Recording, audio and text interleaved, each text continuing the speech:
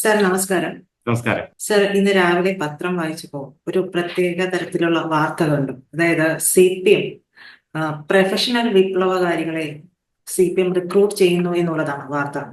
അതായത് കേരളത്തിൽ local committee മുതൽ ജില്ലാ കമ്മിറ്റി വരെയുള്ള ഘടകങ്ങളിൽ സാമ്പത്തിക സ്ഥിതി അനുസരിച്ച് മുഴുവൻ സമയ പ്രവർത്തകർക്ക് എല്ലാ മാസവും അലവൻസും നൽകും എന്ന് പറയുന്നു. CPM-ന് ഇത്രത്തോളം ദാരിദ്ര്യം വന്നു, പ്രവർത്തകരെ പോലും കിട്ടാത്ത ഒരവസ്ഥയിലേക്ക് CPM എത്തിപ്പെടുന്നു എന്നുകൂടി നമ്മൾ ഇതിലൂടെ മനസ്സിലാക്കേണ്ടതില്ല. ഫണ്ട് ശേഖരണത്തിൽ ജാഗ്രത വേണമെന്നുള്ള നിർദ്ദേശവും. ഓക്കെ, ഇവിടെ സാമ്പത്തികമായിട്ട് ദാരിദ്ര്യം വന്നതല്ല, പ്രവർത്തകരുടെ കാര്യത്തിൽ ദാരിദ്ര്യം വന്നത് എന്ന് വേണമെങ്കിൽ നമുക്ക് കരുതാം. സാമ്പത്തികത്തിൽ ബുദ്ധിമുട്ടൊന്നും CPM-നില്ല. ഉണ്ടെങ്കിൽ KB തോമസിന് മാസം 11 ലക്ഷം രൂപ കൊടുക്കാൻ പറ്റില്ല. 29ഓളം PSC മെമ്പർമാർക്ക് മാസം നമ്മുടെ രാഷ്ട്രപതിയേക്കാൾ കൂടുതൽ ശമ്പളം കൊടുക്കാനും പറ്റില്ല. അപ്പൊ സാമ്പത്തികമൊക്കെ ഇഷ്ടം പോലെയുണ്ട്, സാമ്പത്തികത്തിന്റെ പ്രശ്നമല്ല. ഫണ്ട് സിസ്റ്റത്തിൽ ജാഗ്രത പാലിക്കണമെന്ന് പറഞ്ഞിട്ടുണ്ട്. എന്ന് പറഞ്ഞാൽ ഫണ്ട് നന്നായിട്ട് സമാഹരിച്ചോണം, നല്ല ചെലവുള്ള പണിയാണ് എന്നാണ് അതിന്റെ സൂചന. അപ്പോ അത് പറഞ്ഞിട്ടുണ്ട്. അപ്പൊ പിന്നെ എന്താണ് പ്രൊഫഷണൽ എന്ന് പറയാൻ?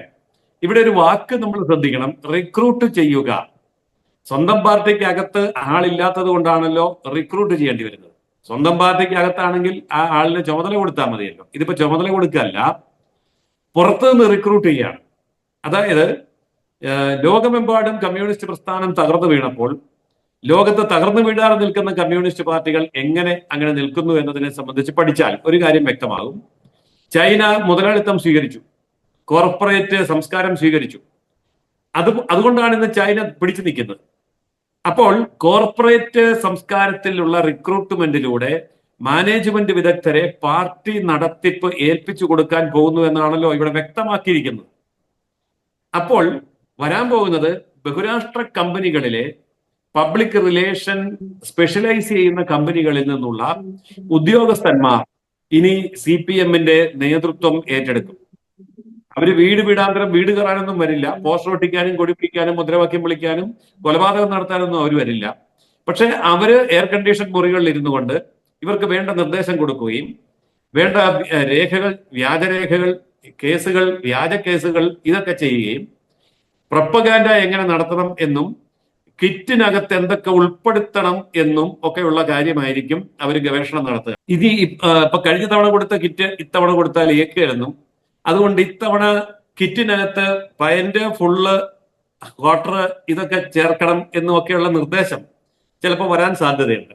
പിന്നെ പാർട്ടിയുടെ ചെഗുവേര ലൈനും കൂടെ സ്വീകരിച്ചുകൊണ്ട് ഓരോ കിറ്റിനകത്ത് 100 ഗ്രാം കഞ്ചാവും അല്ലെ 10 ഗ്രാം ഹഷീഷും 2 ഗ്രാം MDMA-യും കൂടെ കൊടുക്കാനും സാധ്യതയുണ്ട്. കാരണം പ്രൊഫഷണൽ ആയിട്ട് ചെയ്യുമ്പോൾ അങ്ങനെയൊക്കെ ചെയ്യണം. കാരണം കിട്ടേണ്ടത് വോട്ടാണ്. സ്വബോധമുള്ളവൻ ഈ പാർട്ടിക്ക് വോട്ട് ചെയ്യാത്ത അവസ്ഥ എത്തിയിരിക്കുന്നത് കൊണ്ട് സ്വബോധത്തോടു കൂടി വോട്ട് ചെയ്യാൻ പോകാത്ത വിധത്തിലുള്ള ഉൽപ്പന്നങ്ങൾ കിറ്റിനകത്ത് ഉൾപ്പെടുത്താനും സാധ്യതയുണ്ട്.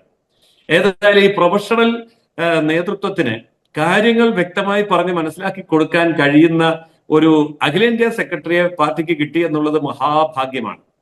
അദ്ദേഹമാണ് കൊറോണയെ ഇന്ത്യയിൽ നിന്നും തുരത്തിയത് എന്ന് കേട്ടിട്ടുണ്ട്. കാരണം കൊറോണയെ സംബന്ധിച്ചുള്ള സൈദ്ധാന്തിക വിശകലനം അന്ന് ഉണ്ടായി.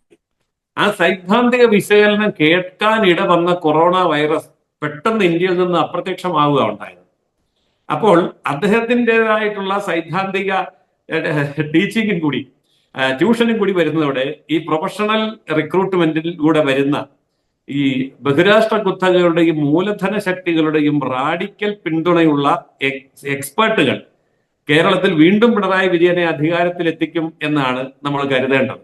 സാറിപ്പോ പറഞ്ഞത് മുഴുവൻ ജൈവ ബുദ്ധിജീവികൾക്കുള്ള താത്വികാവലോകനം പോലെയാണ്. എന്തായാലും ഞാൻ ചോദിക്കുന്ന മറ്റൊരു കാര്യം, CPM-ന്റെ ഒരു അപജയം കൂടി ഇത് ചൂണ്ടിക്കാണിക്കുന്നുണ്ട്.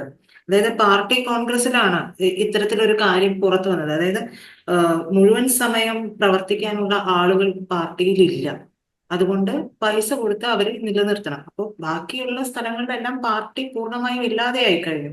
ഇപ്പോൾ അവിടെ അവര് ചിന്തിക്കുന്നുണ്ട് ഇതെങ്ങനെ പടുത്തുയർത്തണം എന്നുള്ളത്, ആ ഘടകങ്ങൾ ചിന്തിക്കുന്നുണ്ട്. പക്ഷേ കേരളത്തിലും ഇപ്പോഴും കാരണഭൂതൻ മുകളിൽ നിൽക്കുന്നത് കൊണ്ട് ആ ഒരു ചിന്ത, അതായത് ഈ പാർട്ടിയെ ഈ അപജയത്തിൽ നിന്ന് എങ്ങനെ കരകയറ്റണം എന്നുള്ള ചിന്ത വന്നിട്ടില്ല. കാരണം ഭൂതൻ അവിടെ നിൽക്കുന്നത് കൊണ്ട് ആ ഒരു ചിന്തയിലേക്ക് പോകാനുള്ള സമയമായിട്ടില്ല പോലും എന്നാണ് കരുതേണ്ടത്. മുഴുവൻ സമയ പ്രവർത്തകരെ കിട്ടുന്നില്ല, മാന്യമായ പ്രതിഫലം നൽകാനാകുന്നില്ല എന്നൊക്കെയാണ് അവർ പറയുന്നത്. അപ്പൊ പിണറായി വന്നതോടുകൂടി സത്യത്തിൽ എല്ലാവരും എപ്പോഴും പറയുന്ന ഒരു അന്തകനായി എന്ന് പറയുന്നത് പോലെ കേരളത്തിൽ പാർട്ടിയുടെ അന്തകനായിട്ട് പിണറായി മാറി എന്ന് തന്നെ കരുതേണ്ടി വരില്ലേ? അല്ല, മുഴുവൻ സമയ പ്രവർത്തകരെ റിക്രൂട്ട് ചെയ്യുന്നതിൽ പാർട്ടി അഭിമാനകരമായ പുരോഗതി കൈവരിച്ചു എന്ന് നമ്മൾ സമ്മതിച്ചു കൊടുത്തേ പറ്റൂ. ഇപ്പോ ഒരു മുഴുവൻ സമയ പ്രവർത്തകനാണ് KB തോമസ്. അദ്ദേഹത്തെ റിക്രൂട്ട് ചെയ്യുകയാണ് ഉണ്ടായത്. കാരണം സ്വന്തം പാർട്ടിയിൽ അങ്ങനെ അത്രയും കഴിവുള്ള ഒരാളില്ല എന്ന് ബോധ്യപ്പെട്ടപ്പോൾ കോൺഗ്രസ് പാർട്ടിയിൽ നിന്ന് റിക്രൂട്ട് ചെയ്ത് നല്ല പൈസ കൊടുത്തിട്ടാണ് മുഴുവൻ സമയ പ്രവർത്തകനായി ഡൽഹിയിൽ അയച്ചിരിക്കുന്നത്. മറ്റൊരു മുഴുവൻ സമയ പ്രവർത്തകനാണ് ജോൺ ബ്രിട്ടാസ്. അദ്ദേഹം പാർട്ടിയുടെ ചാനലിന്റെ ചുമതലയിലായിരുന്ന സമയത്ത് അദ്ദേഹത്തിന്റെ വൈദഗ്ധ്യം മനസ്സിലാക്കുകയും ഇദ്ദേഹത്തെ മുഴുവൻ സമയം പാർട്ടി പ്രവർത്തനത്തിന് പാർലമെന്റിലേക്ക് നിയോഗിക്കുകയും ചെയ്തു. ഇവർ രണ്ടുപേരും ഉണ്ടാക്കിയ നേട്ടങ്ങൾ പാർട്ടിക്ക് ഒരിക്കലും മറക്കാൻ കഴിയുന്നതല്ല. ഈ രണ്ടുപേര് തലപ്പത്തുണ്ടെങ്കിൽ, മുഴുവൻ സമയം അവരുണ്ടെങ്കിൽ, കൂടാതെ MA ബേബിയും കൂടെ മുഴുവൻ സമയം ആകുമ്പോൾ തീർച്ചയായിട്ടും ഇത് മുകൾ തട്ടിലുള്ള പാർട്ടിയിലെ എല്ലാ സംഗതികളും നിരപ്പാക്കും എന്നുള്ളത് ഉറപ്പാണ്. പക്ഷെ അത് മാത്രം പോരാ എന്നാണ് പാർട്ടി കാണുന്നത്. പാർട്ടി ഉദ്ദേശിക്കുന്നത് ലോക്കൽ ബ്രാഞ്ച് സ്ഥലങ്ങളിലും കൂടി ഈ പാർട്ടിയെ വെട്ടി നിരത്തി ശരിയാക്കി എടുക്കേണ്ടതുണ്ട്. അതിനും കൂടിയുള്ള മുഴുവൻ സമയ പ്രവർത്തകരെയാണ് ഇപ്പോൾ റിക്രൂട്ട് ചെയ്യാൻ പോകുന്നത്.